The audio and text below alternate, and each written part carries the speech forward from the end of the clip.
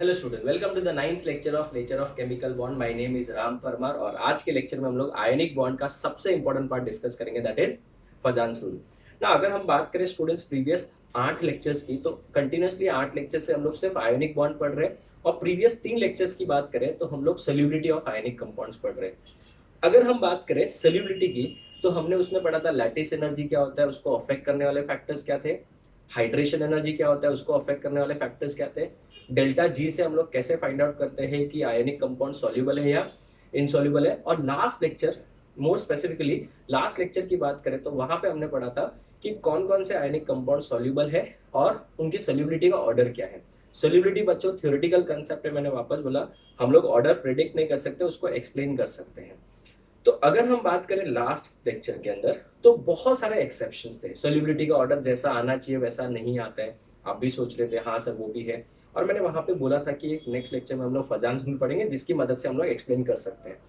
तो स्टूडेंट ऐसे बहुत सारे एक्सेप्शन देखे गए, सेम एक्सेप्शन मेल्टिंग पॉइंट में भी देखे गए, सेम एक्सेप्शन जो है थर्मल स्टेबिलिटी में भी देखे गए, और इन सब एक्सेप्शंस की वजह से बहुत ज्यादा रिसर्च वर्क हुआ कि ऐसे इतने सारे एक्सेप्शंस क्यों आ रहे हैं।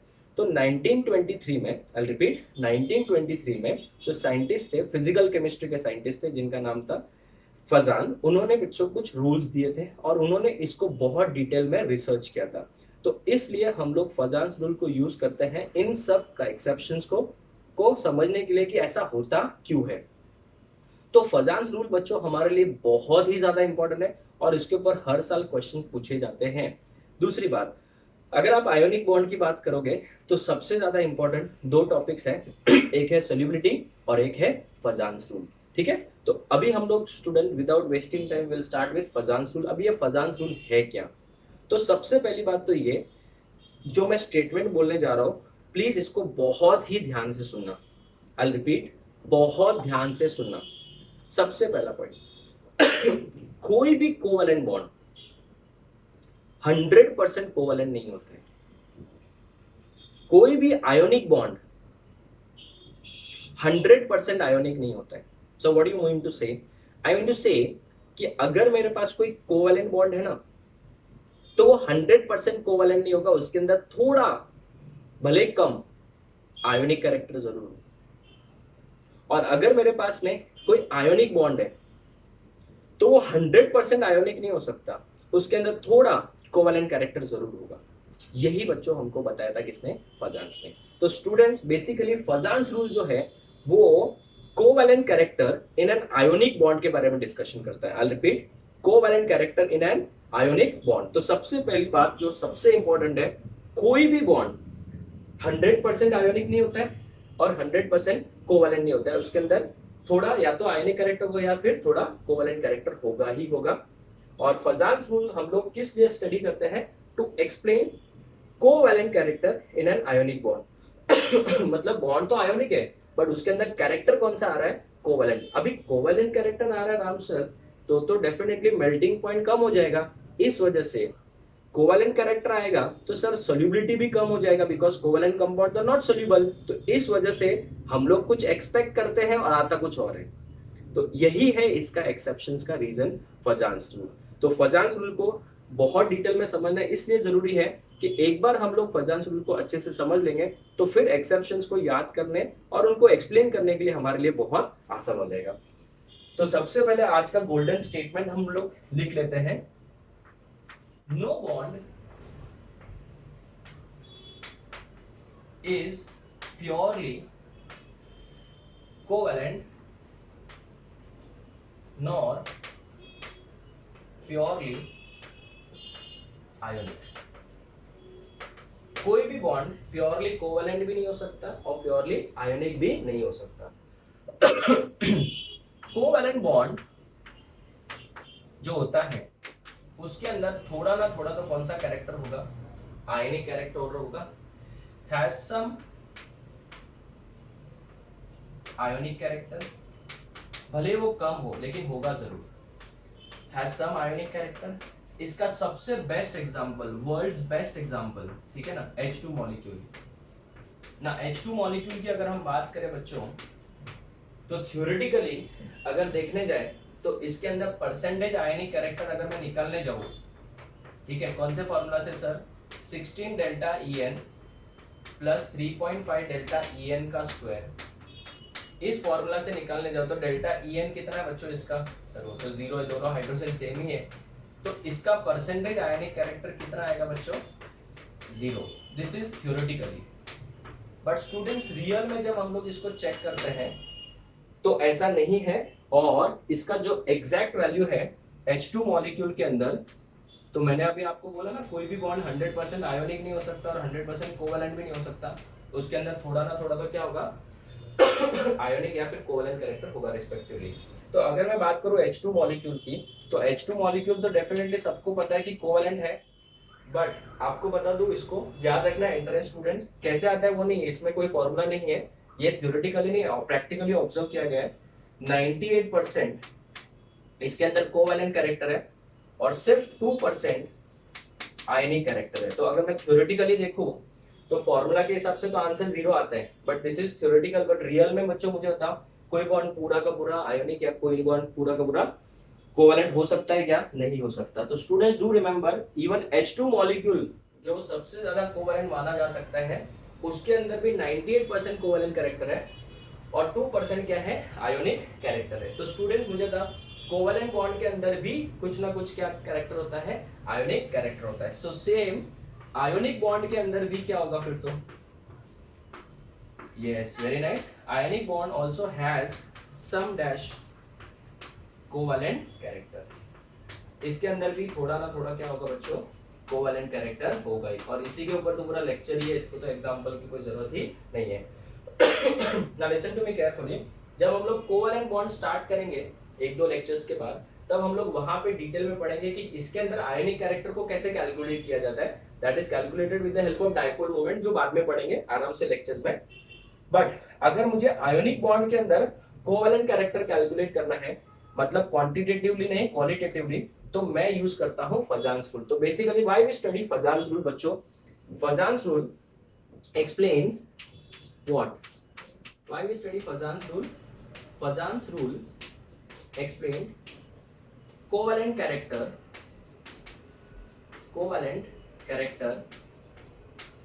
in an which bond?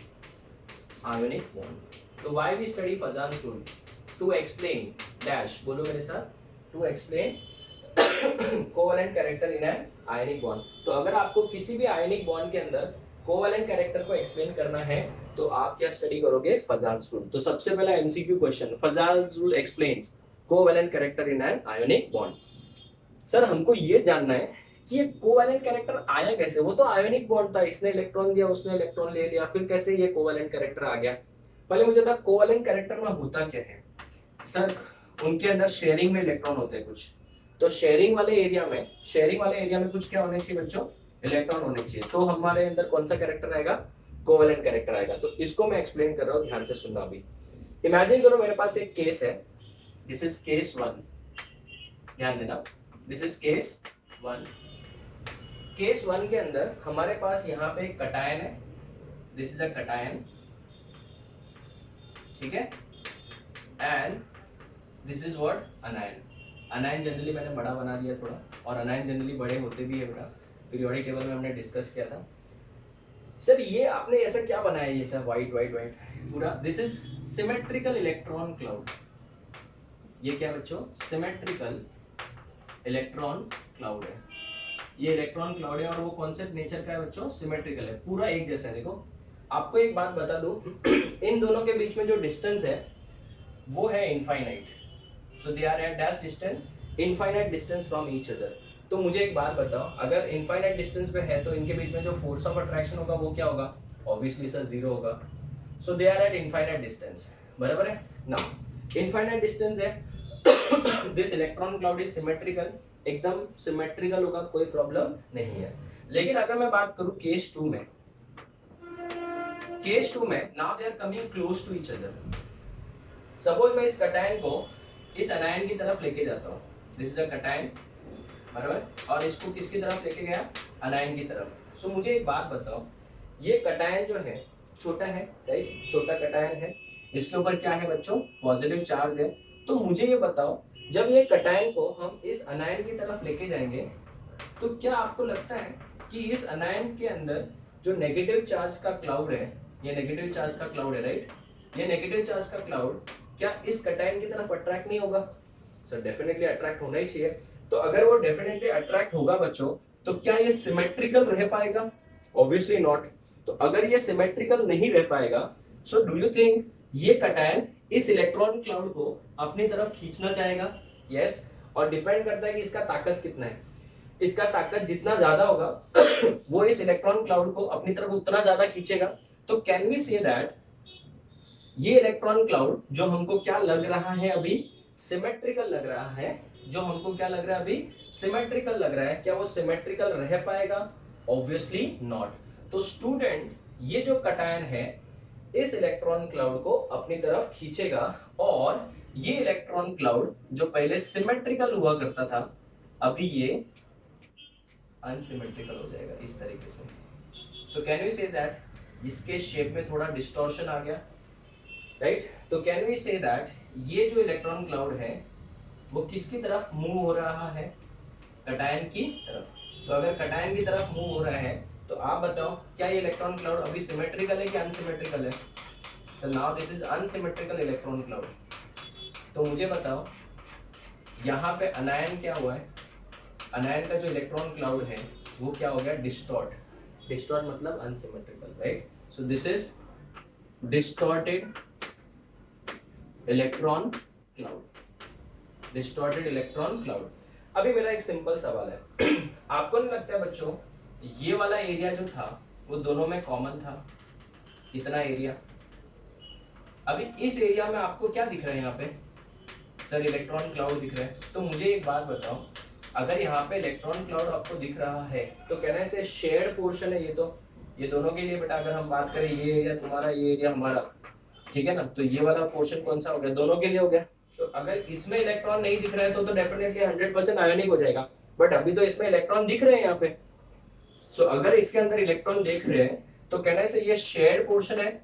Yes, definitely it is which portion? Shared portion. और शेयर्ड पोर्शन में we can see the dash cloud, electron cloud. और अगर इसके अंदर इलेक्ट्रॉन क्लाउड आ गया है किस पोर्शन में? शेयर्ड पोर्शन में, तो वी कैन से दैट यहाँ पे कौन सा कैरेक्टर आने लग गया है? Covalent character. एकदम सिंपल। तो अभी मुझे एक बात बताओ, अगर ये ज्यादा खींच पाया तो? जितना ज्यादा खींच पाएगा उतना ज्यादा कोवेलेंट कैरेक्टर। सो डेफिनेटली इसमें मुझे तक किसके ऊपर डिपेंड करेगा? कटायन के इलेक्ट्रॉन खींचने के पावर के ऊपर। कटायन के इलेक्ट्रॉन खींचने के पावर के ऊपर, और इसको हम लोग बोलते हैं polarisation power of cation. This is a new word for you all. It is known as polarisation power of cation. Now what is the meaning of polarisation power? ठीक है, मैं अच्छे से वर्ड को समझा रहा हूं, ध्यान से सुनो। पोलराइजेशन पावर का मतलब होता है it is the ability of the cation to pull the electron cloud, to pull the electron cloud of the anion. So what is the polarization power of the cation का meaning? It is the ability of a cation to pull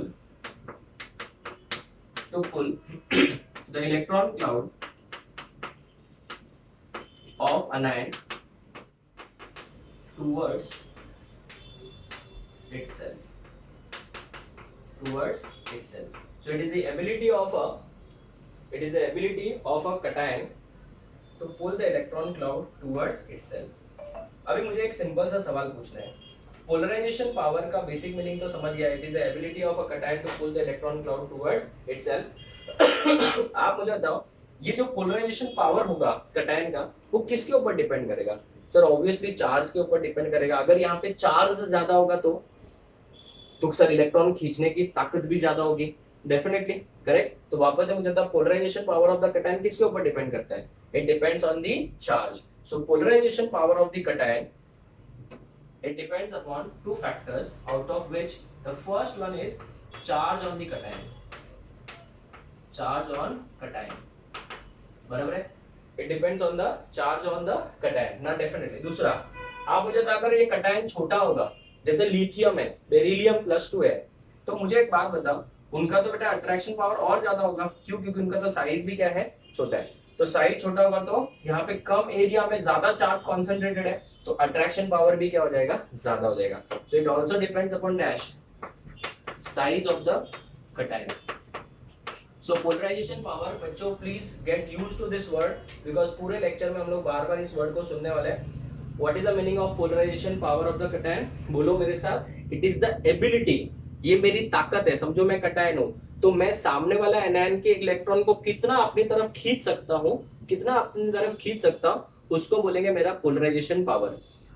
अगर मेरा polarisation power ज्यादा है तो मुझे लगता बेटा covalent character भी क्या होगा, ज्यादा, क्योंकि शेयर्ड पोर्शन में ज्यादा इलेक्ट्रॉन लेके आ पाऊंगा मैं। ठीक है, तो इलेक्ट्रॉन क्लाउड ज्यादा अगर शेयर्ड पोर्शन में दिखेंगे तो कोवेलेंट कैरेक्टर भी बढ़ेगा। तो polarisation power of the cation और कोवेलेंट कैरेक्टर का क्या रिलेशन देना है सर? Directly proportional. अगर polarization power of the cation बढ़ेगा तो कोवेलेंट कैरेक्टर भी बढ़ेगा। अभी दूसरी बात, sir it also depends upon anion. Anion कितना आसानी से अपना इलेक्ट्रॉन क्लाउड को शिफ्ट होने दे रहा है। अगर अनायन इलेक्ट्रॉन क्लाउड को अच्छे से और इजीली शिफ्ट होने दे रहा है तो मुझे बताओ यहाँ पे कोवेलेंट कैरेक्टर और ज्यादा आएगा। So students, it depends upon cation, at the same time it depends on the anion too. कैसे? अनायन के अंदर पोलराइजेशन पावर नहीं होगा, क्यों? क्योंकि अनायन क्या बेटा बहुत बड़ा है और कटायन छोटा होता है। तो आप ये मत सोचना कि सर कटायन क्यों नहीं डिस्टॉर्ट हो रहा है, कटायन के इलेक्ट्रॉन को वो अपनी तरफ क्यों नहीं खींच रहा, वैसा नहीं हो सकता। सिर्फ और सिर्फ कौन डिस्टॉर्ट होगा? अनायन, क्योंकि अनायन का क्लाउड क्या होता है बच्चों, बड़ा होता है। अगर मैं बात करूं अनायन के बारे में, तो अनायन का पोलराइजेशन पावर नहीं डिस्कस करेंगे, अनायन का पोलराइजेबिलिटी डिस्कस करेंगे। So polarizability of anion, polarizability of anion. अभी सब लोग एक मन में सोचते रहेंगे सर अभी तो आपने एक नया वर्ड दिया पोलराइजेशन पावर ऑफ कटायन, अभी नया एक और वर्ड दे दिया। तो बच्चों ऐसे वर्ड्स बहुत सारे आएंगे और आपको समझाते भी जाऊंगा, इतना मुझे कॉन्फिडेंस है कि मैं आपको एक एक वर्ड समझा दूंगा और मुझे पता भी है कि आपको ये सब चीजें याद भी रहेगी। पोलराइजेबिलिटी ऑफ अनायन का मतलब क्या? कितनी आसानी से, आई रिपीट, कितनी आसानी, स्पीकिंग हिंदी फर्स्ट, ठीक है, कितनी आसानी से अनायन अपने इलेक्ट्रॉन क्लाउड को शिफ्ट होने दे रहा है। ठीक है ना, कटायन तो आया इलेक्ट्रॉन खींचने, हाँ सर, और अगर अनायन बेटा नाटक कर रहा है, इलेक्ट्रॉन खींचने नहीं दे रहा है, तो फिर बेटा कोवेलेंट कैरेक्टर कम हो जाएगा। लेकिन अगर अनायन अपना इलेक्ट्रॉन क्लाउड को शिफ्ट होने दे रहा है, इजीली मूव होने दे रहा है, तो हम लोग क्या बोलेंगे? अनायन भी हेल्प कर रहा है किसके कैरेक्टर बढ़ाने में? Covalent character. तो अनायन कितनी आसानी से इलेक्ट्रॉन क्लाउड को शिफ्ट होने देता है उसको बोलते हैं polarisability of anion. So what is polarizability of anion? The ease मतलब आसानी, the ease with which the anion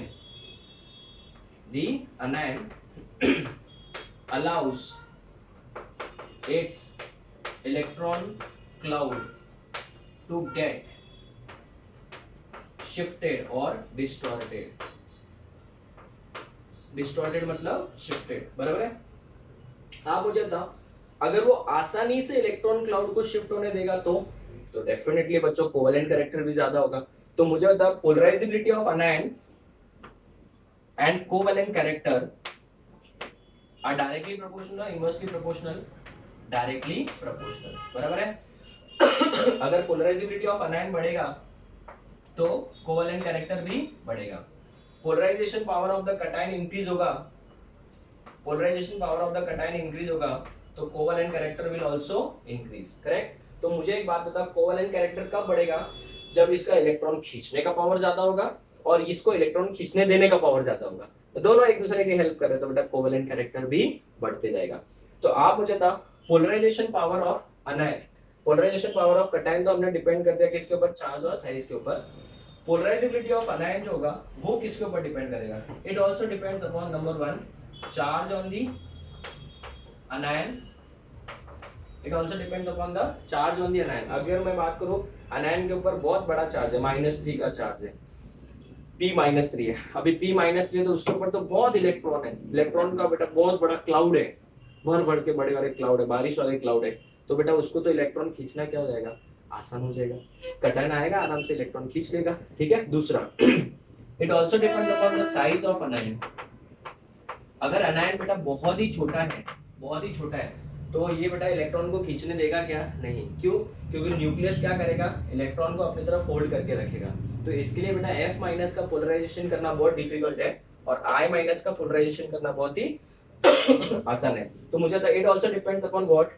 it also depends upon charge and size. यहाँ पे भी it also depends upon charge and size. ठीक है। तो students मुझे एक बात बताओ, बहुत ही सिंपल वर्ड्स में मैंने समझाया कि what is the meaning of Fajans rule और ये पढ़ते क्यों है। अभी हम लोग को डिटेल में डिस्कस करना है कि अगर चार्ज बढ़ेगा, ठीक है, साइज बढ़ेगा, चार्ज कम होगा, साइज कम होगा, तो इसका कोवैलेंट कैरेक्टर के ऊपर क्या इफेक्ट आएगा, पोलराइजेशन पावर ऑफ कटायन के ऊपर क्या इफेक्ट आएगा, पोलराइजेबिलिटी ऑफ अनायन के ऊपर क्या इफेक्ट आएगा। चलो एक बार नेक्स्ट स्टार्ट करने से पहले इसको रिवाइज करते हैं, ठीक है ना। आपको पता है राम सर क्या करते हैं, बार बार चीजों को बुलवा के याद करवा देते हैं और फिर डाउट सॉल्विंग में कुछ डाउट सॉल्व ही नहीं करते। ऐसा स्टूडेंट बोलते हैं सर डाउट्स ही सॉल्व नहीं करते। क्यों करूंगा मैं इतना मेहनत से सिखा रहा हूँ, आपको एक एक चीज समझा रहा हूँ, तो डाउट्स आएगा ही नहीं आपको बेटा, और आएगा ही नहीं तो हम लोग आराम से डाउट सॉल्विंग में आराम कर सकते हैं। ठीक है, जस्ट किडिंग, ध्यान से सुनो। पहले मुझे बताओ, क्या कोई भी बॉन्ड दुनिया में 100% आयनिक कैरेक्टर लेके पैदा हुआ है? Not possible. 100% कोवैलेंट कैरेक्टर लेके पैदा हुआ है? Not possible. So no bond is purely covalent और प्योरली आयनिक। हर एक कोवैलेंट बॉन्ड के अंदर आयनिक कैरेक्टर होता है और हर एक आयनिक बॉन्ड के अंदर कौन सा कैरेक्टर होता है? Covalent character. H2 molecule entrance student याद रखना, ऑप्शन में दिया रहता है 0% ionic character, but don't take it, it is 98% covalent character and 2% ionic character. तो स्टूडेंट मैं बोलता हूँ कि अगर मेरे नोट्स में से बहुत सारे क्वेश्चन आते हैं तो आई मीन इट कि बच्चों ये सब क्वेश्चंस के फॉर्म में ही पूछे जाते हैं। तो आप लोग सिर्फ नोट्स के ऊपर रिलाई करो। अगर आप चाहो तो एनसीईआरटी टेक्स्ट बुक रीड कर सकते हो, बट मैं अगर मुझसे पूछोगे तो जरूरत नहीं है, आप अपने मन को तसल्ली के लिए पढ़ सकते हो, बट आई गारंटी यू कि आपको एनसीईआरटी से कई गुना ज्यादा मेरे नोट्स में चीजें मिलेगी। दूसरी बात, फजान्स रूल क्या करता है? Why we study Fajans rule? Fajans rule explain ionic character in the covalent bond और covalent character in an ionic bond. बोलो कौन सा? It explains covalent character in an ionic bond. Ionic bond के अंदर covalent character आता है। Cation और अनायन एक दूसरे से बहुत दूर है। कभी याद रखना, अनायन जो है वो कटायन के इलेक्ट्रॉन क्लाउड को ऐसे नहीं खींच सकता, बिकॉज ये बहुत बड़ा होता है और ये बहुत ही छोटा होता है। इसका जेड इफेक्टिव बहुत ही ज्यादा होता है। इसका जेड इफेक्टिव बहुत क्या होगा बच्चों? ज्यादा होगा। तो इसका जेड इफेक्टिव बहुत ज्यादा होगा, इसका जेड इफेक्टिव क्या होगा? कम होगा। तो स्टूडेंट याद रखना, किसके इलेक्ट्रॉन क्लाउड को खींचना आसान है? अनायन के। कटायन के इलेक्ट्रॉन क्लाउड को खींचना अनायन के बस की बात नहीं है। तो जब कटायन इलेक्ट्रॉन क्लाउड को खींच के शेयर्ड पोर्शन में लेके आएगा, शेयर्ड पोर्शन में लेके आएगा, तो मुझे होता है इलेक्ट्रॉन क्लाउड शेयर्ड पोर्शन में दिखेगा, मतलब कौन सा कैरेक्टर आएगा? Covalent character. तो कहना है से ये कोवैलेंट कैरेक्टर इन दोनों के ऊपर डिपेंड करेगा। इसके कौन से पावर के ऊपर डिपेंड करेगा बताओ? भूल गए? Polarisation power of the cation. Polarisation power of the cation का मतलब क्या होता है? It is the ability of the cation to pull the electron cloud towards itself. जितना आसानी से वो इलेक्ट्रॉन क्लाउड खींच लेगा, उसका मतलब उसका पोलराइजेशन पावर उतना ही ज्यादा है, तो कोवैलेंट कैरेक्टर भी ज्यादा होगा। It depends upon charge and size of the cation. ठीक है ना। अगर चार्ज ज्यादा होगा तो ज्यादा क्लाउड खींच पाएगा, तो charge and polarisation power directly proportional है। ठीक है। साइज बेटा जितना छोटा कटायन होगा उतना ज्यादा इलेक्ट्रॉन क्लाउड को खींच पाएगा। उसके बाद में अनायन अपने इलेक्ट्रॉन क्लाउड को कितना इजीली शिफ्ट होने देता है, उसको क्या बोलते हैं? Polarisability of anion. As the polarisability of anion increases, covalent character also increases. It also depends upon charge and size of the anion. ठीक है।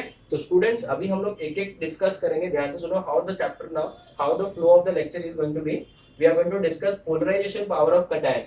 तो पहले हम लोग सिर्फ कटायन के ऊपर डिस्कशन करेंगे, फिर हम लोग अनायन की पोलराइजेबिलिटी के बारे में डिस्कशन करेंगे, एंड देन लास्ट में हम लोग डिस्कस करेंगे फजान्स रूल के एप्लीकेशंस। ठीक है, which is going to be the most important part. ठीक है, तो आप इसका एक बार फोटो ले लो, फिर हम आगे बढ़ते हैं। Okay students, so let us discuss the first point now, polarisation power of cation. ठीक है, then we will discuss polarisability of anion. ना अगर हम बात करें बच्चों पोलराइजेशन पावर ऑफ कटायन, तो जो पोलराइजेशन पावर होता है बेसिकली वो होता क्या है? It is the ability of a cation to pull the electron cloud towards itself. So polarisation power is basically denoted by this Greek word psi, right, which is equal to charge on the cation it is equal to charge on the cation divided by size of the cation. So it is directly proportional to charge on the cation and it is inversely proportional to size of anion. ठीक है, so this is basically nothing but polarization power of cation. PP of cation मतलब polarization power of cation, and it is sometimes also known as very important for MCQ question ionic potential. इसका दूसरा नाम क्या है? Ionic potential. So बच्चों, what is polarization power of cation? It is directly proportional to charge on the cation and inversely proportional to size of the anion. मैंने आपको पहले बोला था हमेशा चार्ज को प्रेफरेंस देना, साइज को अगर चार्ज सेम होगा तो ही. तो अगर मैं बात करूं पोलराइजेशन पावर ऑफ cation, बार बार हम लोग पूरा नहीं लिखेंगे, शॉर्ट में लिखेंगे बच्चों. Polarisation power of cation is directly proportional to charge on cation and it is inversely proportional to size of the cation. Correct. चलिए, तो जितना ज्यादा चार्ज होगा size of the cation, not anion. ठीक है, साइज ऑफ cation. चलिए, जितना ज्यादा चार्ज होगा पोलराइजेशन पावर भी उतना ज्यादा होगा एंड कोवेलेंट कैरेक्टर भी उतना ज्यादा होगा. तो चलो अभी हम लोग इसको डिटेल में डिस्कस करते हैं. ना स्टूडेंट्स, बहुत सारे स्टूडेंट्स को नहीं पता है, तो इसके लिए मैं आपको डिटेल में समझा देता हूँ. कटायंस बहुत सारे टाइप के होते हैं. सर ये टाइप्स ऑफ कटायंस क्या होता है अभी? ठीक है, तो टाइप्स ऑफ कटायंस समझ लेते हैं हम लोग, फिर उनको डिटेल में डिस्कस करते हैं. ठीक है, टाइप्स ऑफ क्या बेटा? कटायन. कटायन टोटल 3 टाइप के होते हैं. जनरली टीचर्स द्वारा 2 ही सिखाए जाते हैं, बट हम लोग इसको 3 कैटेगरी में डिवाइड करेंगे. ध्यान देना सब लोग. क्या क्या है सर कटायन आपकी झोली में? 3 टाइप के कटायन है, देखना अच्छे से. सबसे पहले हम लोग बोलेंगे NGC cation. NGC Nobel gas configuration cation. ठीक है, मैं फुल फॉर्म लिखूंगा वहां पे, डोंट वरी, एक एक करके डिस्कस भी करेंगे. दूसरा कटायन होता है पीएनजीसी कटायन. तो कोई कंपनी का नाम लग रहा है? नहीं, नॉनसेंस, कुछ भी मत बोलो. Pseudo noble gas configuration cation. Pseudo noble gas configuration cation क्या होता है डिटेल में डिस्कस करेंगे, डोंट वरी. और तीसरा हाई-फाई कटायन. कौन सा? Hi fi cation, home production. ये तो नाम मैंने रखा है हाई-फाई कटायन. ठीक है, तो इसके लिए मैंने बोला ना इसे 2 ही सिखाया जाता है, तीसरा बताया नहीं जाता है. ना स्टूडेंट्स, ये कटायंस है क्या, इनके बारे में डिटेल में डिस्कस करते हैं. बहुत इंटरेस्टिंग है, अच्छी चीज है ना, ध्यान देना. सबसे पहले अगर हम बात करें NGC Nobel gas configuration, Nobel gas configuration cation. ठीक है ना, एनजीसी कटायन. अभी ये क्या होता है, इनको हम लोग एनजीसी कटायन बोलते हैं. बेसिकली ये क्या है पता है? इनके आउटरमोस्ट शेल में 8 इलेक्ट्रॉन्स होंगे. 8 इलेक्ट्रॉन्स इन आउटरमोस्ट शेल. ऐसे कटायंस जिनके आउटरमोस्ट शेल में 8 इलेक्ट्रॉन होंगे उनको बोलेंगे नोबल गैस. नोबल गैस के आउटरमोस्ट शेल में 8 इलेक्ट्रॉन होते हैं, इसलिए उसको बोलेंगे एनजीसी कटायन. और अगर हम बात करें इनके इलेक्ट्रॉनिक कॉन्फ़िगरेशन की, तो इनका इलेक्ट्रॉनिक कॉन्फ़िगरेशन होगा NH2NP6. ये देखो, यहाँ पे 2 इलेक्ट्रॉन, यहाँ पे 6 इलेक्ट्रॉन, टोटल कितना हो गया बच्चों? 8 हो गया. सो नोबल गैस कॉन्फ़िगरेशन वाला कटायन. सर इसका एग्जांपल कोई दो. इसका best example we can give is of sodium plus, right? Sodium plus we can go for K plus, Rb plus, ठीक है ना, CS प्लस. ये सब नोबल गैस कॉन्फ़िगरेशन वाले कटायन होंगे. Mg2 प्लस, Ca2 प्लस, ठीक है ना, Mg2 plus, Ca2 plus, Sr2 plus. ये सब क्या है बच्चों? नोबल गैस कॉन्फ़िगरेशन वाले कटायन है. तो इनमें मुझे बताओ बेटा, ये जो है इनके अंदर आउटरमोस्ट शेल का कॉन्फ़िगरेशन क्या होगा? NH2NP6. क्योंकि अगर मैं बात करूं ग्रुप 1 की तो उनमें NS1 होगा लास्ट का, बट वो तो इलेक्ट्रॉन निकल गए क्योंकि तभी तो वो प्लस हो गया ना. और इनका NH2 होगा लास्ट वाला, इनका बेटा 2 इलेक्ट्रॉन निकल गए. तो Nobel gas configuration of the cation. ठीक है, जिनके आउटरमोस्ट शेल में कितने होंगे? 2 होंगे.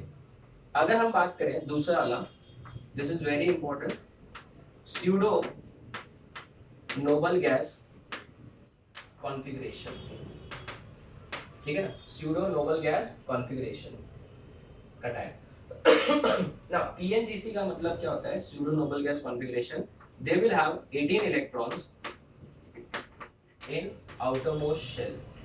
अगर किसी एटम के आउटरमोस्ट शेल में 18 इलेक्ट्रॉन्स हैं तो हम उसको बोलेंगे पीएनजीसी कटायन। सर ऐसा कैसे हो सकता है, मैं आपको बताता हूँ। इनका जो जनरल इलेक्ट्रॉनिक कॉन्फ़िगरेशन होगा वो होगा NS2 NP6 N-1 D10। अगर अपन ध्यान से देखें, अगर हम ध्यान से देखें इसमें तो 3s2 सॉरी N-1 नहीं, इधर क्या हो जाएगा ND10, राइट। अभी मैं आपको बताता हूँ इसका एग्जांपल। अगर मैं बात करूँ Cu+1 की, बच्चों सबको पता है कॉपर कितना होता है 29 होता है, तो 29 के हिसाब से उसका इलेक्ट्रॉनिक कॉन्फ़िगरेशन क्या होगा बताओ, 1s2 2s2 2p6 3s2 3p6 4s2 3d10 होगा। क्लियर है। अभी अगर मैं बात करूं Cu2+ की, क्या होगा बच्चा, Cu2+ की, तो अगर Cu2+ की बात करेंगे तो 2 इलेक्ट्रॉन रिमूव करने पड़ेंगे। तो याद है सबको, मैंने पीरियोडिक टेबल में सिखाया था 4s का z इफेक्टिव कम होता है और 3d का z इफेक्टिव ज्यादा होता है। तो इलेक्ट्रॉन पहले किस में से निकलेंगे, 4s में से निकालेंगे, 3d में से नहीं। तो जब हम लोग यहाँ पे +2 लिख देंगे तो आप बताओ इसका इलेक्ट्रॉनिक कॉन्फ़िगरेशन क्या हो जाएगा, क्या बच जाएगा, इधर 3d10 बच जाएगा। अगर आप ध्यान से देखोगे तो ये आउटरमोस्ट शेल है, ये भी देखो 3 है, ये भी 3 है और ये भी 3 है, तो ये पूरा का पूरा कौन सा शेल है, आउटरमोस्ट शेल है। अभी इसमें टोटल गिनो कितने इलेक्ट्रॉन है, सर इसमें तो 18 इलेक्ट्रॉन है। तो इस वजह से बेटा हम लोग बोलेंगे Cu2+ एक कटायन है, बट कौन सा वाला, पीएनजीसी कटायन है। Cu2+ कौन सा कटायन है बच्चों, मेरे साथ बोलो, पीएनजीसी कटायन है। Cu2+ is a PNGC cation. Is it clear. तो मेरे से गलती हो गया बच्चों, क्या गलती हो गया, sorry, it is going to be 4s1 3d10, 4s1 3d10, मैंने जिंक का लिख दिया था, सॉरी, ठीक है। तो अगर मैं इसमें से एक इलेक्ट्रॉन निकालूंगा, एक इलेक्ट्रॉन निकालूंगा, तो आप बताओ क्या हो जाएगा, वो इलेक्ट्रॉन कहाँ से निकलेगा, सॉरी 4s में से निकलेगा। 3d का z इफेक्टिव क्या होता है, ज्यादा होता है, पीरियोडिक टेबल में मैंने सिखाया था। तो इलेक्ट्रॉन पहले किस में से निकलेगा, 4s में से, फिर 3d में से निकलेगा। तो एक ही इलेक्ट्रॉन निकाल रहा हूँ तो बचेगा क्या बच्चों, 3d10। अभी अगर हम देखेंगे वापस से सेम कंसेप्ट है, खाली एक ही मिस्टेक हो गया था, ठीक है। इलेक्ट्रॉनिक कॉन्फ़िगरेशन मैंने 30 लिख दिया था। आप बताओ यहाँ पे कितना है, 8 है और ये 10, कितना हो गया बच्चों, 18 हो गया। तो इसके आउटरमोस्ट शेल में कितने इलेक्ट्रॉन्स है, 18 है, और 18 है बच्चों, तो इसको हम लोग बोलेंगे pseudo noble gas configuration. Sir ऐसा क्यों, क्योंकि सबको पता है डी ऑर्बिटल कौन सा शील्डिंग प्रोवाइड करता है, पुअर शील्डिंग इफेक्ट, सबको पता है ना कौन सा इफेक्ट, पुअर शील्डिंग इफेक्ट। तो अगर ये पुअर शील्डिंग इफेक्ट दिखाएगा तो मुझे बता बेटा इसका z इफेक्टिव क्या हो जाएगा, z इफेक्टिव बढ़ जाएगा कि कम हो जाएगा, बढ़ जाएगा। तो अगर मुझे किसी ने पूछ लिया कि बताओ Cu+1 और Na+1, ठीक है ना, दोनों में से किसका पोलराइजेशन पावर ज्यादा होगा, तो आई गो फॉर Cu+1। क्यों, क्योंकि इसमें क्या है, ये पुअर शील्डिंग इफेक्ट देगा, तो इसका z इफेक्टिव कंपैरेटिवली ज्यादा होगा, तो इलेक्ट्रॉन अट्रैक्ट करने का, इलेक्ट्रॉन क्लाउड को डिस्टॉर्ट करने का पावर भी क्या होगा, ज्यादा। तो आप मुझे बताओ, अगर आपके पास में 2 टाइप के कटायन है, कौन से, एक तो नोबल गैस कॉन्फ़िगरेशन वाला कटायन है और एक स्यूडो नोबल गैस कॉन्फ़िगरेशन वाला कटायन है, तो आप बताओ दोनों में से किसके ऊपर ज्यादा डिपेंड करेगा। अगर स्यूडो नोबल गैस वाला कॉन्फ़िगरेशन वाला कटायन है तो डेफिनेटली उसका पोलराइजेशन पावर भी क्या होगा, ज्यादा होगा, ठीक है। और इसके मैं आपको बोल रहा हूँ अदर एग्जांपल्स आपको याद रखने हैं, अदर एग्जांपल्स, ठीक है। तो बच्चों आप सबको पता है यहाँ पे NP6 आ रहा है, तो NP6 p ऑर्बिटल अच्छा शील्डिंग देता है, सबसे बेस्ट शील्डिंग इफेक्ट कौन देता है, s ऑर्बिटल। उसके बाद में थोड़ा सा खराब p d और f तो बेटा अच्छा शील्डिंग इफेक्ट देते नहीं है। अदर एग्जांपल्स अगर हम बात करें तो ये आपको ग्रुप नंबर 11 और ग्रुप नंबर 12 में देखने को मिलेंगे। आप सबको पता होगा ग्रुप नंबर 11 ये लोग कौन से गांव में रहते हैं, 11वां और 12वां गांव में रहते हैं, बस ये 2 गांव में ही रहते हैं ये लोग। तो आप बता दो इसमें कौन कौन से एलिमेंट है, कॉइनेज मेटल, इनको कॉइनेज मेटल बोलते हैं क्योंकि पहले जमाने में इनके कॉइन्स बनाए जाते थे। और इनके ऊपर क्या होना चाहिए, +1 का चार्ज होना चाहिए। कौन आगे आया, याद रखने का ट्रिक, कौन आगे आया।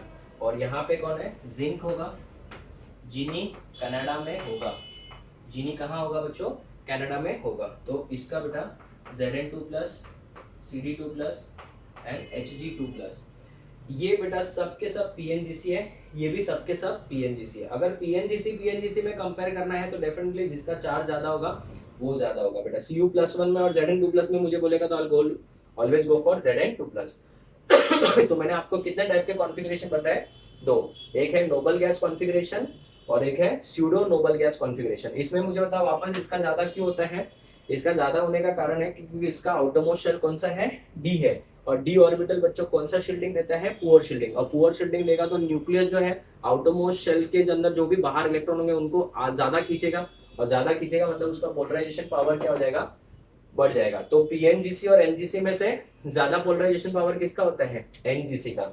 और and third comes the very very important hi fi cations. Hi fi cations ना, हाई-फाई कटायंस क्या है, they are very very important और इनका पोलराइजेशन पावर बहुत ही ज्यादा होता है। इनका पोलराइजेशन पावर क्या होगा बच्चों, बहुत ही ज्यादा। So are the cations having very high polarization power. They are the cations having very high polarization power, very high polarization power। इनका पोलराइजेशन पावर बहुत ही ज्यादा होता है। सर इसके एग्जांपल्स मैं आपको रिक्वेस्ट करूंगा कि ये एग्जांपल्स आपको क्या रखना है, याद रखना है, Li+Be+2, ये दो तो एग्जांपल्स आपको याद ही रखना है।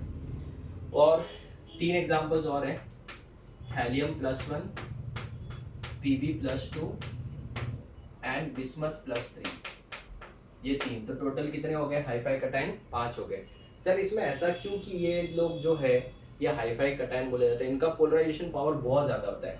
इन दोनों का तो आई होप आप लोग समझ गए होंगे क्यों। क्योंकि ये बहुत ही छोटे कटायन है, और अगर आप इसका इलेक्ट्रॉनिक कॉन्फ़िगरेशन देखोगे तो इसमें सिर्फ 2 इलेक्ट्रॉन है, इसमें भी 2 इलेक्ट्रॉन है। तो इनका पोलराइजेशन पावर बहुत ज्यादा होता है, बहुत छोटे कटायन है ना, तो साइज इनका बहुत ही क्या है बच्चों, कम है, और चार्ज कंपैरेटिवली ज्यादा ही है, तो इस वजह से इनका पोलराइजेशन पावर भी क्या होगा, ज्यादा होगा। अभी अगर मैं आपसे एक सवाल पूछूं कि ये लोगों का क्या सीन है, ऐसा इन लोगों ने क्या किया है, तो इसका मैं आपको एक्सप्लेन करता हूँ रीजन। अगर मैं बात करूं ग्रुप नंबर 13 की, किसकी, ग्रुप नंबर 13 की, तो आप सबको पता होगा बाल गंगाधर इन तिलक।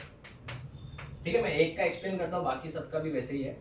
बाल गंगाधर इन तिलक, बोरॉन का एटॉमिक नंबर है 5, एल्यूमिनियम का 13, इसका 31, इसका 49 में अगर अपन 32 ऐड करेंगे तो 81 हो जाएगा, है ना, क्या हो जाएगा बच्चों, 81 हो जाएगा कि नहीं हो जाएगा। तो अगर मैं थैलियम की बात करूं 81, उसका इलेक्ट्रॉनिक कॉन्फ़िगरेशन अगर लिखना चाहूंगा तो मुझे बता बेटा जेनॉन आएगा, और जेनॉन कितना आएगा बेटा, 54 आएगा। ठीक है ना, ये कौन सा है, पी ब्लॉक में ग्रुप नंबर 13 का एलिमेंट है। तो ग्रुप नंबर 13 का एलिमेंट है, मतलब ये कौन से रो है, second period, third, fourth, fifth और सिक्स। तो इसका मतलब 6s2 आएगा, और इधर 6p क्या आएगा बच्चों, 1 आएगा। I repeat, 6s2 6p 1। अभी मुझे था 54 और 2 कितना हो गया, 56, 56 + 1 57, जबकि इधर 81 है। तो यहाँ पे मुझे था इसके अंदर d ऑर्बिटल भी भर गया होगा, और 10, ठीक है ना। तो 54 + 10 50, 64, 64 + 3, 64 + 3 कितना होता है, 67। तो 14 बच गया, तो 14 बच गया तो 4f 14 हो जाएगा। ठीक है ना। तो ये इलेक्ट्रॉनिक कॉन्फ़िगरेशन 54 + 14 68, 68 + 10 78, 78 + 2 80, 80 + 1 81। क्लियर है। तो ये इलेक्ट्रॉनिक कॉन्फ़िगरेशन याद रखने की जरूरत नहीं, मैंने ऐसे बताया। अगर मैं यहाँ पे Tl+1 कर दूं, आई रिपीट, कौन सा कर दूं बेटा, Tl+1, तो इसका एक इलेक्ट्रॉन निकल जाएगा।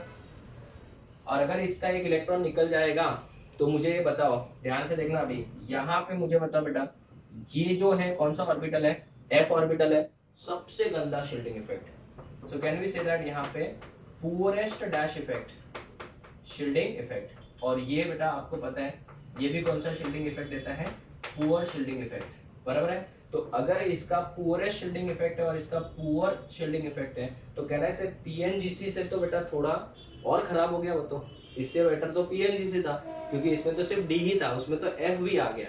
तो इसका मतलब ये हुआ कि इसका जेड इफेक्टिव बहुत ही ज्यादा हो जाएगा, और बहुत ज्यादा हो जाएगा तो बेटा इसका पोलराइजेशन पावर भी क्या हो जाएगा, अट्रैक्ट करने का, इलेक्ट्रॉन क्लाउड को खींचने का पावर भी क्या हो जाएगा, बढ़ जाएगा। क्यों? क्योंकि इसके अंदर पुअर शील्डिंग इफेक्ट नहीं, पुअरेस्ट शील्डिंग इफेक्ट आ रहा है। तो स्टूडेंट्स, इस वजह से थैलियम के केस में +1 अगर होगा तो उसको हम लोग कौन सा कटायन बोलते हैं यार, हाईफाई कटायंस, ठीक है। तो इनका पोलराइजेशन पावर भी क्या होगा, ज्यादा होगा। अगर आप पीबी की बात करते हो तो इधर 82 आ जाएगा, 82 आएगा तो इधर 6p2 हो जाएगा, 6p2 होते हैं, यहाँ पे मैं +2 लिख रहा हूँ तो ये 2 इलेक्ट्रॉन वापस चले जाएंगे, तो सेम स्टोरी। फिर उसके बाद में बिस्मथ जो है वो 83 है, सेम स्टोरी। तो इसका मतलब they are going to be dash cation, hi fi cation. तो मुझे एक बात बताओ, therefore polarisation power of cation का ऑर्डर क्या होगा, सबसे ज्यादा पोलराइजेशन पावर किसका होगा, हाईफाई कटायन का, हाईफाई कटायन सबसे ज्यादा। फिर कौन से कटायन गिने जाएंगे, पीएनजीसी कटायन, पीएनजीसी कटायन के बाद कौन से कटायन, एनजीसी कटायन आएंगे। तो ये ऑर्डर आप लोग याद रखना, और ये हम लोग नेक्स्ट बोर्ड पे बहुत सारे क्वेश्चन सॉल्व करेंगे, ठीक है। तो उसके अंदर अपने को यूज भी करना है, और जब तक बच्चों चार्ज सेम ना हो तब तक साइज को कंपेयर नहीं करना है। तो स्टूडेंट जिसको थोड़ा बहुत अगर डाउट है एक बार वापस रिवाइज कर लेते हैं। 3 टाइप के कटायन होते हैं, जनरली 2 ही सिखाए जाते हैं टीचर्स द्वारा भी, और बुक्स में भी 2 ही दिया है, बट इसके ऊपर बहुत बार क्वेश्चन फिर गड़बड़ होते हैं, इस वजह से मैंने इसको अलग कैटेगरी में डाला है। चलो मेरे साथ रिवाइज करो। एनजीसी कटायन में कितने इलेक्ट्रॉन होंगे, 8 electron.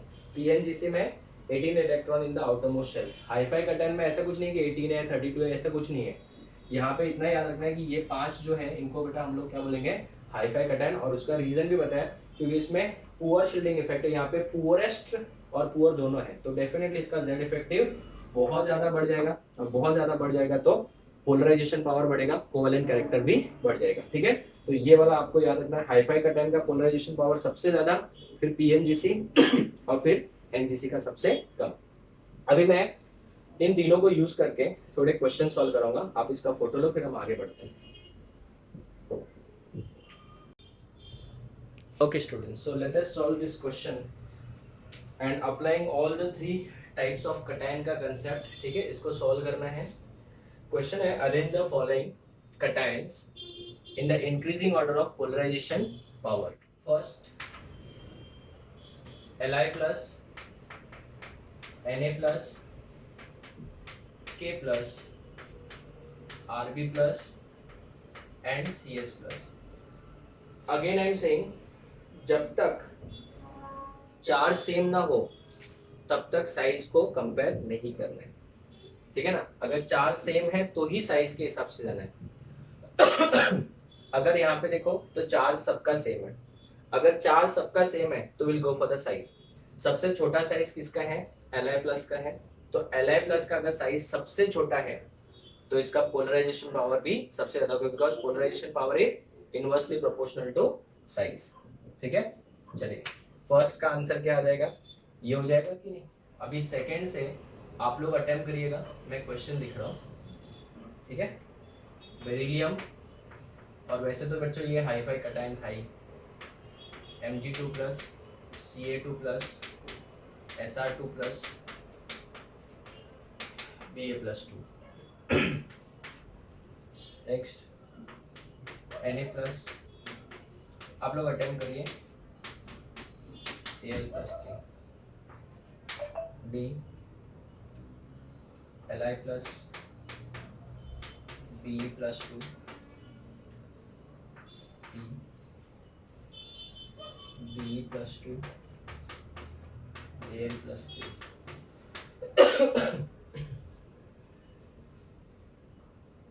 Next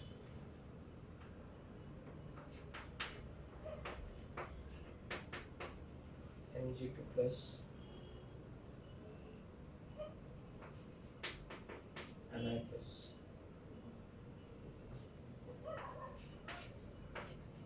Ni plus, Al plus 3, H।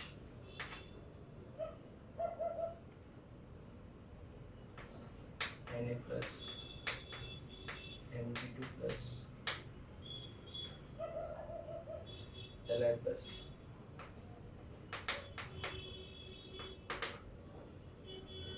Na plus Cu plus K plus Ag plus Mg plus 2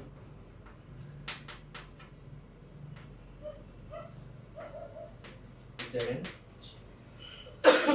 ठीक है, आप लोग चाहो तो एक बार वीडियो पॉज कर लो और फिर इनको सॉल्व कर लो। ठीक है, ट्राई।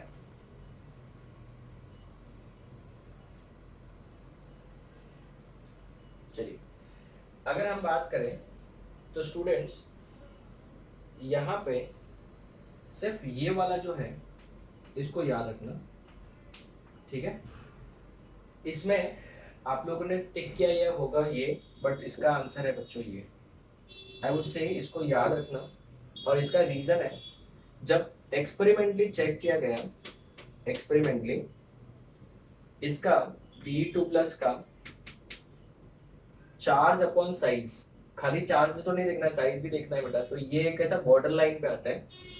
ठीक है, तो ये याद रखना है। Experimentally it has been observe that इसका जो charge upon size that is ionic potential का वैल्यू है, it is greater than ionic potential of Al+3। ठीक है, इस वजह से बच्चों इसका आंसर में थोड़ा सा चेंज है, बाकी सब जगह पे अपना ट्रिक काम करता है। ट्रिक मतलब इन द सेंस कंसेप्ट ही है, वो तो कोई और है नहीं ट्रिक इसमें। उसके अंदर मुझे था, इसके अंदर का ऑर्डर सबको पता ही होगा, ये ऑर्डर होगा। ठीक है, Na plus Mg2 plus Al+3, charge ज्यादा है, जिसका चार्ज ज्यादा वहाँ पे पोलराइजेशन पावर भी ज्यादा। अभी Li+B और Be2 प्लस B है, तो डेफिनेटली Be+2। खाली एक जगह पे याद रखना, बाकी सब जगह पे कुछ नहीं। और इसका बेटा हम लोग इसको डायगोनल रिलेशनशिप भी पढ़ेंगे, जब हम लोग एस ब्लॉक एलिमेंट्स पढ़ेंगे तब वहाँ पे डायगोनल रिलेशनशिप आएगा। ठीक है, ये बहुत ही इंपॉर्टेंट है। Mg2 प्लस और Li+, अभी ये हाईफाई कटाइन है तो इसको ऐसा नहीं कि ये ज्यादा हो जाएगा। हाँ, चार सेम है तो फिर हम लोग कंपेयर करेंगे। ठीक है ना, चार सेम है तो फिर हम लोग हाईफाई कटाइन को प्रेफरेंस देंगे। ठीक है, या फिर PNGC को। अगर मैं बात करूँ Li+ और Al+3 तो definitely it has to be Al+3 हो जाएगा। ठीक है, अभी अगर बताइए ये वाला जो है बहुत ज्यादा इंपॉर्टेंट है, बताइए इसमें अगर हम देखें तो इसका आंसर क्या होना चाहिए।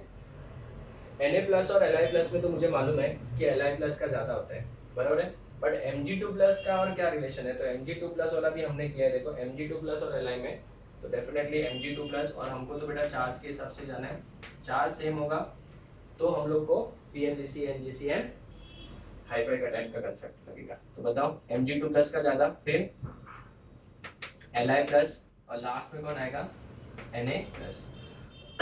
ये देखो ये वाला NGC कटायन है और ये PNGC के हाईफाई है, PNGC है, तो PNGC चार्ज सेम है, will go for PNGC।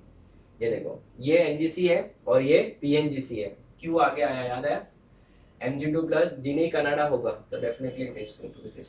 Charge same है तो बेटा हमारे लिए कंपेयर करना क्या हो जाएगा, बहुत ही आसान हो जाएगा। तो स्टूडेंट्स पोलराइजेशन पावर के ऑर्डर में हमको अरेंज करना आ गया। खाली एक जगह पे मैं आपको वापस बोलूंगा, आप इसको अलग कलर पेन से लिखना।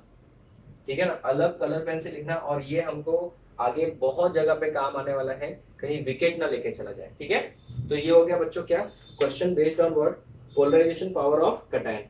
अभी अगर हम बात करें सेकेंड पॉइंट की, तो पोलराइजेबिलिटी ऑफ क्या आएगा, नेक्स्ट टॉपिक हमारा अनायन। So second topic is polarisability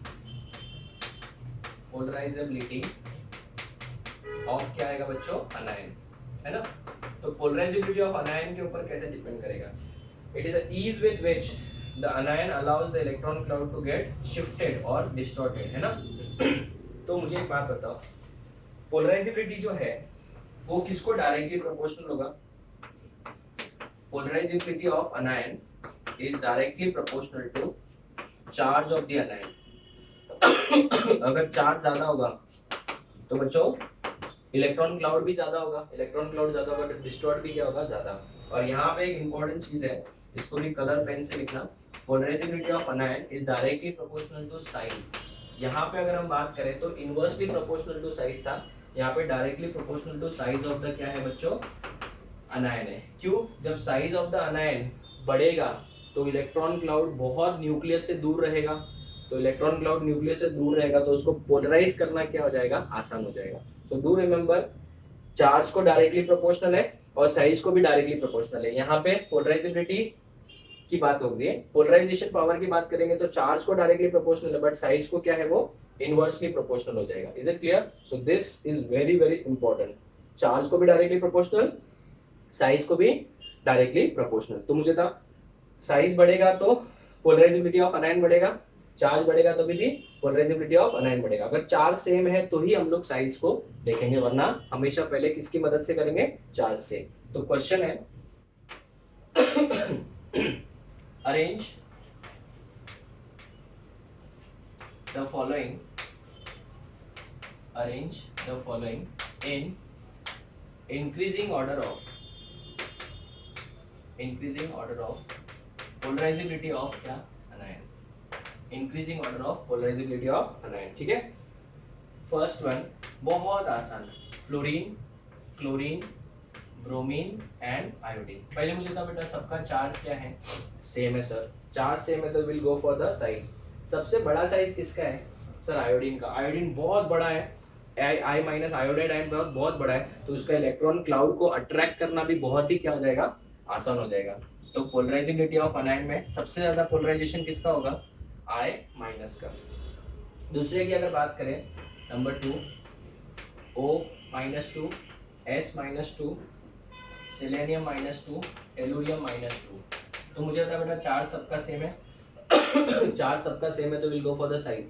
सबसे बड़ा साइज किसका है, इसका, तो इसका पोलराइजेशन भी क्या होगा, ज्यादा, तो इसकी पोलराइजेबिलिटी ऑफ अनायन भी क्या होगी, ज्यादा। तो सबसे ज्यादा कोवेलेंट कैरेक्टर किस में आएगा, आयोडीन में या फ्लोरीन वाले केस में बच्चों?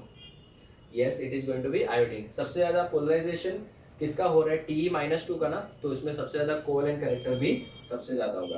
Third example F-O-2, N-3। तो चार सबका अलग अलग है कि सेम है, चार सबका अलग अलग है, तो सबसे ज्यादा पोलराइजेशन किसका होगा, जिसका चार्ज सबसे ज्यादा होगा। ठीक है, तो ये थर्ड एग्जांपल हो गया। Fourth example Cl-S-2, P-3। So no need to waste time in this, इसका आंसर भी यही होगा। ठीक है, अगर हम बात करें फिफ्थ की, तो स्टूडेंट्स अभी आप लोग सॉल्व करो, मैं ये सब क्वेश्चन बोर्ड पे लिख रहा हूँ। ठीक है, इन सबको ट्राई करो आप लोग।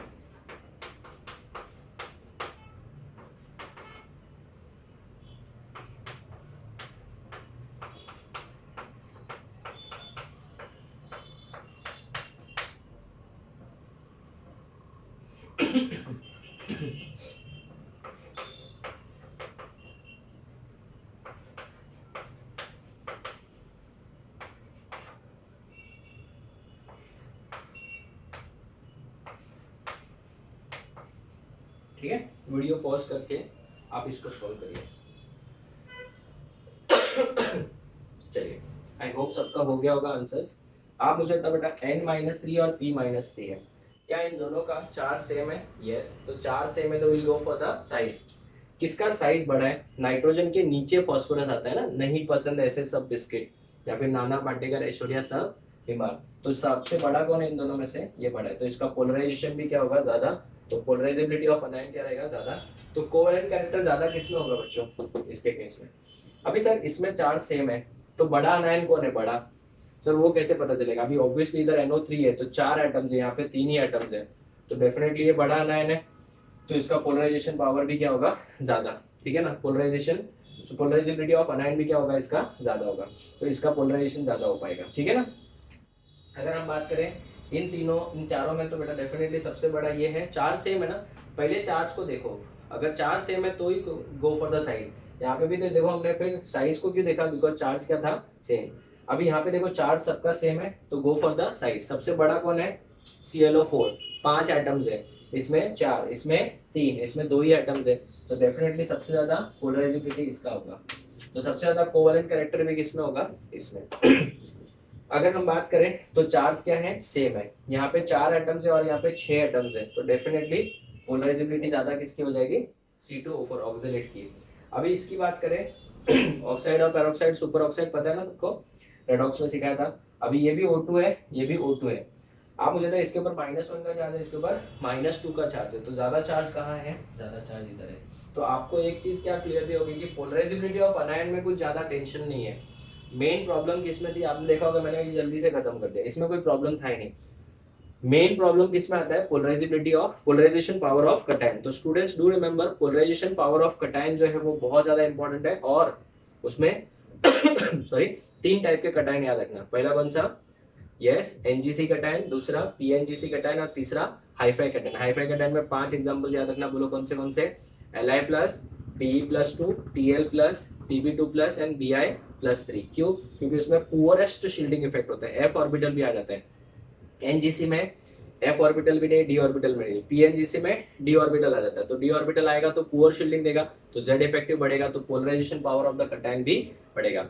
हाईफाई कटायन का पोलराइजेशन पावर सबसे ज्यादा, फिर पीएनजीसी और फिर एनजीसी। लेकिन ये सब कंसेप्ट कब यूज करना है, चार्जेस सेम होंगे तब। और हाँ, ये वाला जरूर याद रखना, बिकॉज ये वाला बहुत बार बच्चों के मार्क्स लेके जाता है। तो बाकी सब जगह पे तो कंसेप्ट अप्लाई हो ही रहा है, और बाकी सब जो मैंने डिटेल में समझा आप लोग को याद करना है। तो फजान्स रूल बच्चों हमारा कंप्लीट नहीं हुआ है। फजान्स रूल क्या होता है, कैसे, किसके ऊपर डिपेंड करता है, मैंने आज डिटेल में डिस्कस किया। बट नेक्स्ट लेक्चर में मैं applications of Fajans rule start करूंगा, and that lecture is again going to be very very important. Basically main तो वही है, आज हमने सिर्फ ये पढ़ लिया कि फजान्स रूल है क्या। आज के लेक्चर के बिना आपको नेक्स्ट लेक्चर समझेगा ही नहीं, बिकॉज नेक्स्ट लेक्चर में ये सब चीजें को हमको क्या करना है बच्चों, अप्लाई करना सीखना है। तो नेक्स्ट लेक्चर में we are going to study applications of dash rule, Fajans rule in very much detail. तो स्टूडेंट्स 1-2 लेक्चर और रुकना पड़ेगा हमको पीडीएफ के लिए, फिर हम लोग लास्ट में जब आयनिक कंपाउंड पूरा खत्म हो जाएगा तब हम लोग बहुत सारे क्वेश्चन डिस्कस करेंगे। और मैंने तो मेरे लिए पीडीएफ रेडी भी करवा दिया है, जिसमें 61 क्वेश्चन है जो मैं क्लास में डिस्कस करूंगा, और होमवर्क के लिए लगभग मैंने 55 क्वेश्चन सिलेक्ट किया आप लोगों के लिए, वो आपको सॉल्व करना है।